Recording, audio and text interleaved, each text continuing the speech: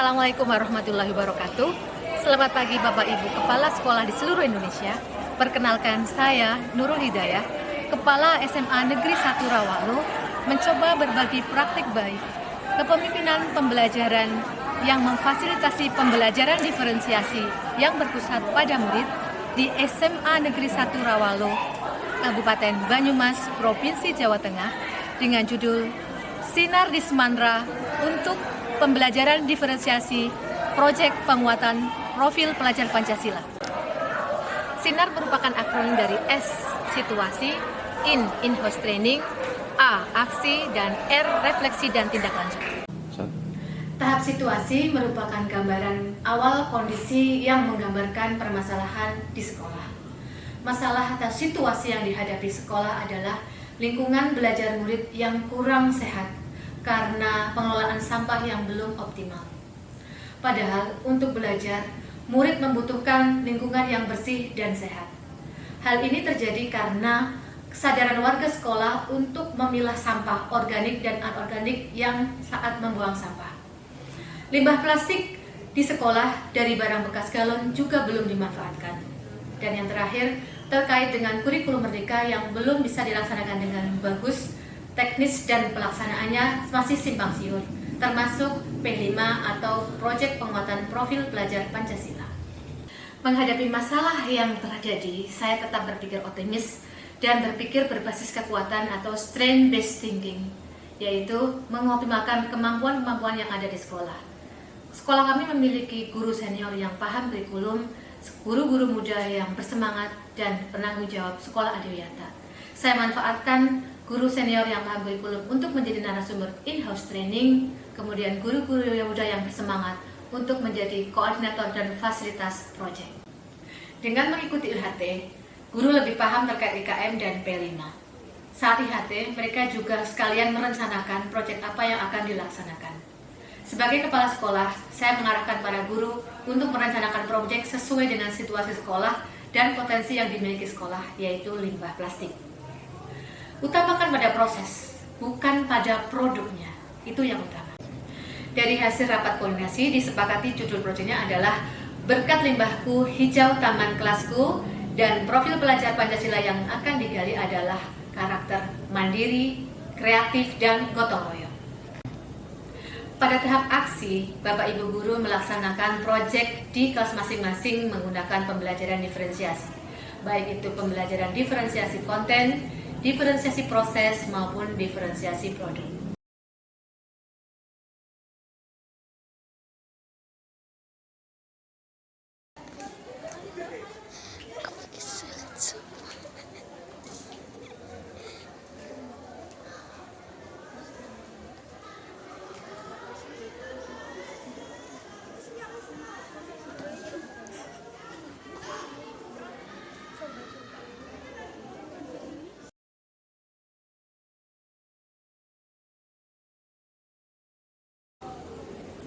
Diferensiasi produk itu bisa terlihat dari bagaimana guru menagih laporan yang telah dilaksanakan murid.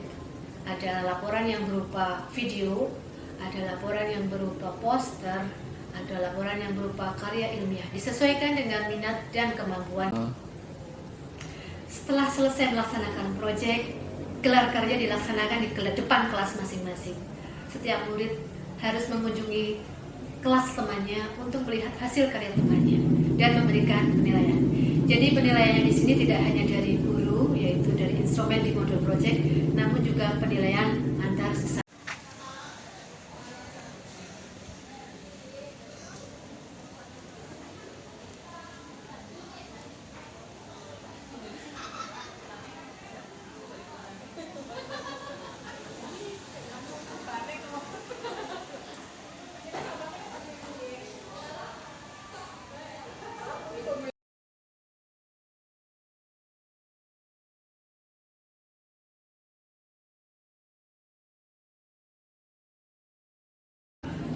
Setelah selesai melaksanakan proyek, Bapak Ibu Guru saya kumpulkan kembali untuk melakukan refleksi dan tindak lanjut. Dari hasil refleksi, Bapak Ibu Guru menyampaikan banyak hal terkait pelaksanaan proyek. Ada kendala yaitu karena siswa terlalu diferen, maka waktu pelaksanaannya itu terjadi berbeda-beda. Ada siswa yang lebih cepat menyelesaikan proyeknya, namun ada juga yang merasa jenuh karena proyeknya sudah lebih cepat lagi dan belum selesai temannya.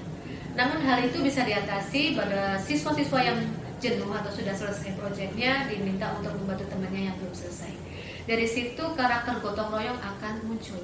Dan memang untuk membuat produk berupa pot dan tempat duduk itu tidak mungkin sendirian. Jadi di situ tumbuh.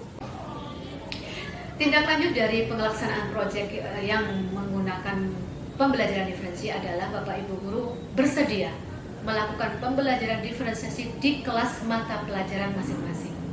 Pembelajaran diferensiasi yang berpusat pada murid akan lebih optimal dilaksanakan di kelas selanjutnya.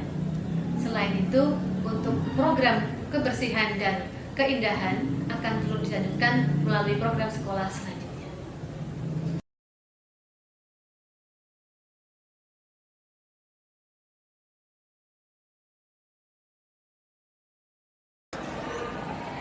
Mari Bapak Ibu Kepala Sekolah sekalian, kita kembangkan pembelajaran diferensiasi yang berpusat pada murid untuk membentuk pelajar Pancasila sesuai yang kita harapkan. Kepala Sekolah bergerak, Indonesia maju. Wassalamualaikum warahmatullahi wabarakatuh.